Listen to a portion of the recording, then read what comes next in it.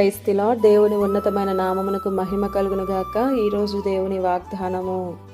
కష్టకాలమందు వారు యెహోవాకు మొరపెట్టిరి, ఆయన వారి ఆపదలలో నుండి వారిని విడిపించెను.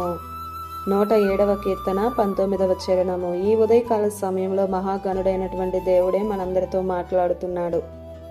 కష్టకాలమందు వారు యెహోవాకు మొరపెట్టితిరి, నేనే వారి ఆపదలలో నుండి విడిపించాను అని మన దేవుడు అంటున్నాడు. దేవుడు మన మొరను ప్రార్థనను వినేవాడు.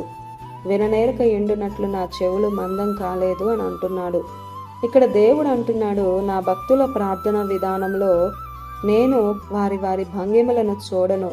అబ్రహాము బలిపీఠం కట్టాడు. సొలొమోను ఆకాశము వైపు చేతులెత్తి ప్రార్థించాడు. ఏలియా మోకాళ్ళ మధ్య తలపెట్టుకుని విసుగక ప్రార్థించాడు. దానియేలైతే యెరూషలేము తట్టు కిటికీ తెరిచి మోకరించాడు. మోషే 40 రోజులు ఉపవాసం ఉన్నాడు. నేను వారి ప్రార్థనకు సమాధానం ఇవ్వలేదు.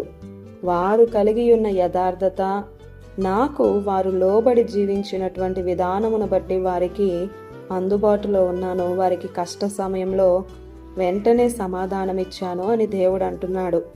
అంతేకాని వారి శారీరక భంగిమను చూసి కాదు.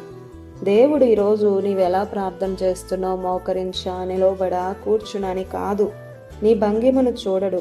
నీ హృదయపు స్థితి ఎలాగుందో ఖచ్చితంగా అది చూస్తాడు. చూసి నీ ప్రార్థనకు వెంటనే సహాయం చేస్తాడు. నిన్ను విడిపిస్తాడు, నిన్ను తప్పిస్తాడు. నీకున్న ప్రతి ఆపదలలో నుండి నీకు నెమ్మదిని దయచేస్తాడు.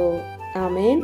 ఈ దిన వాగ్దానం మనందరి జీవితాలలో నెరవేరాలని కోరుతూ దేవుని సువార్త పరిచర్యలో మీ సహోదరి Prasanna. God bless you. Amen.